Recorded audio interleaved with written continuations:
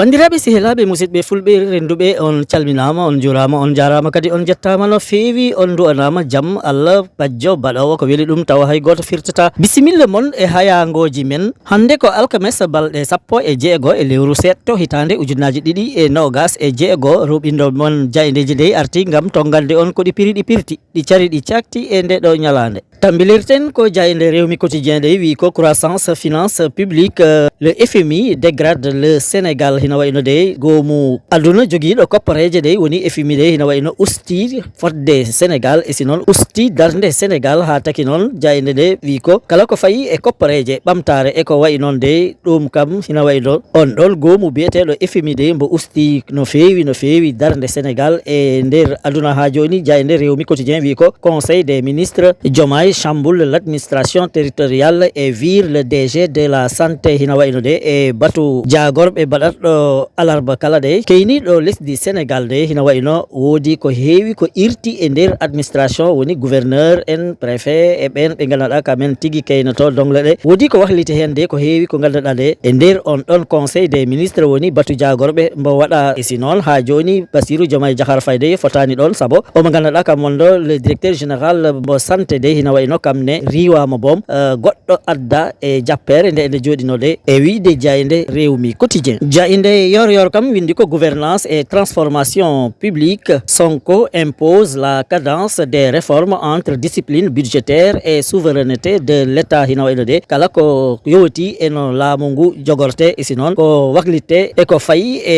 ɓiɓɓe Sénégal de omo gaɗaɗa kam heyni jagorɓe Sénégal de woni Ousmane Sonko de hina wayno wi ko ma wot ko waklita e ni no lesdi ndi jogorte non tigui jayde nde windiri ɗum Sonko impose la cadence des réformes entre discipline budgétaire et souveraineté de l'état hina wayno de tigui gam laamu ngu jiye hoore mum wawana hoore mum de Sonko wi ma wot ko heewi ko foti waklite hay ni no koppareje ɗe jogorte e nder Sénégal de ko heewi ma ɗum waklite hen si tawi lesdi ndi indi sohli fa yeeso e wiide jayde yor jayde la tribune de wi ko ɓeɓe ganduɗa kamin goni ɓiɓɓe Sénégal de heɓe tampi tampere nde noon sababu o woni gurdam ɗam haɗam nisi e si noon cotgol e jeeygol de hina wayno ina nisi e si noon ha joni ko wayno heege de hina ɗumen tampini ha taki noon kamen ɓen ɗon ɓiɓɓe Sénégal de e wiide jayde la tribune ɓe mbi ko ɓe jaɓata hande ɓe jaɓata janggo de coggu maaroko walla coggu goɗɗum e goɗɗum de ko sodate e ko hutorte ɗum ɓesde noon tigui jayde nde windiri ɗum tenaillé par les taxes la vie chère et la faim les populations disent non à une hausse des prix hina wayno tigui jayde nde ɓesdi hen ko si tawi ɗum ko gandanɗa kam ɗum woni ɓesdude coggule ɗi waɗama e nder Sénégal de hanti hina wayno ɓeɓe gandanɗa kamen jogui galleji ɗi ma tampere won e dow mumen e wiide jayde la tribune non tigui windiri ɗum boom une hausse des prix va achever les chefs de famille qui sont à l'agonie jayde nde ɓesdi hen ko ni hedde hina wayno mbaldoɗa gottoɗa kirtoɗa de kam koko satti e nder Sénégal de e wiide jayde la tribune jayde l'évidence de wi sa yii ɗe caɗele gonɗe e nder aduna he yowti e wolde nde wonde hakkude Iran Israël e Amérique de woni on ɗon guerre de sa renaki cogguli ɗi maɗi ɓesdo ɗum ɓoyata tigui noon tigui jayde nde windiri ɗum contexte international sur l'énergie probable hausse du carburant de l'électricité dans l'air hina wayno de omo gaɗaɗa ka woni Ousmane Sonko de totti happu tolniɗo e balɗe 15 e ɓeɓe ganduɗa kamen jogui jagorɓe lesdi Sénégal de gam kala ko fayi e koppareje jaltinteɗe heɗe mbaɗe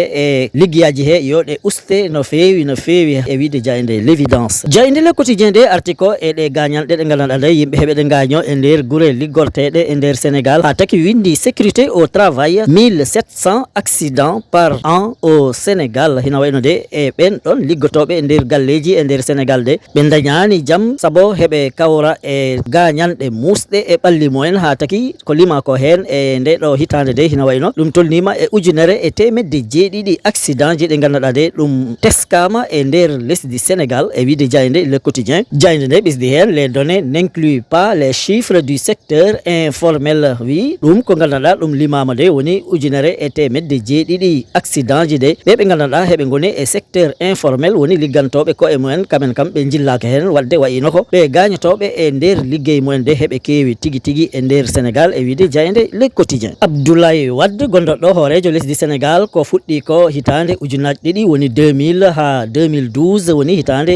ujunaji ɗiɗi e sappo e ɗiɗi kam on Abdoulaye Wade de hina wayno dañi duuɓi temedere ha taki jayde nde windi ko centenaire d'Abdoulaye Wade. L'État lance les concertations pour une célébration nationale d'envergure hina wayno de laamu ngu de kam miijima tottude hujja mum o mo ganduɗa kam woni on ɗon Abdoulaye Wade e si noon tottude ɗum fotde mum de ha taki laamu ngu miijima wadde batuji mawɗi jajɗi ɗi ganduɗa de ko ɗi pattam lami gam wettude o mo ganduɗa kam woni Abdoulaye Wade de fotde mum e ɗin ɗon duuɓi temedere ɗi ganduɗa dañiɗi e wiide jayde le point info jayde l'exclusif de arti e o mo ganduɗa kam woni tigui maître Bamba Cissé de joguiɗo jagorgal ndenka nder lesdi e si noon ndenka kala innama ade gonɗo e nder Sénégal de kam de noddi batu jajɗo ɓe ganduɗa de landaji politique ɗi de noddi hen gam ɓe ƴeewa no ɓe laydata e nder mumen ha ɓe nanadira janggo jaam siko suɓguji jottima tawa noon hina wawi waɗe no hannirta ni tawa caɗele ngala noon tigui jayde exclusive windiri ɗum ministère de l'intérieur et de la sécurité publique parti politique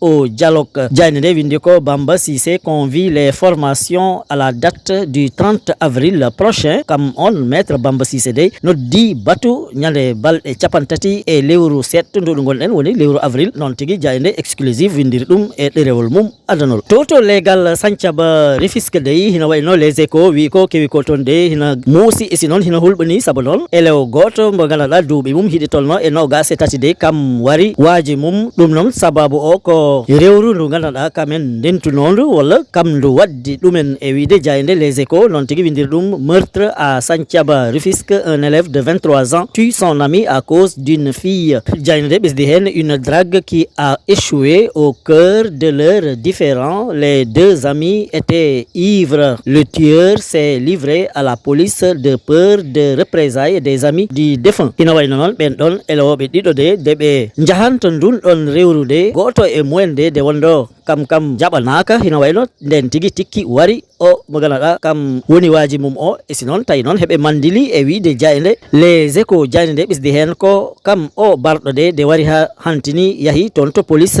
saabu huuli ko ɓe ganduɗa kamen goni waaji ɓe mbaraɗo o de ɓe jana e dow mum ɓe lappa ɗum walla ɓe mbara ɗum e wiide jayde les échos gasnirten ko coftal ɓalli saabu jayde Rewmi quotidien sport plus de wi ko ligue des champions Bayern et Arsenal qualifié en demi-finale ina wayno de toon to ligue des champions équipe Allemagne o biyeteɗo Bayern kambo e équipe biyeteɗo Arsenal de kamen kam ɓe jottima e ɗimmere timmode woni demi-finale ɗum noon ko tigui tigui ɗeɓe mbaɗi liggeyaji mantaniɗi teskaɗi toon e ɗen ɗon pottitte fukko kosguel e wiide jayde Rewmi quotidien sport plus bandiraɓe sehilaɓe ɗum wonɗo seeɗa e komin gaddanno on e ko jaydeji ɗi dawi ɗi bindi hande on jettama on jarama e kettogol mon ñimgol tabitgol on duwanama jaam e kisal yo jaam won fulnangue hirnangue rewa o worgo tottodiren aadi ha sanga goɗɗo so weeli Allah joom baɗe e bawɗe o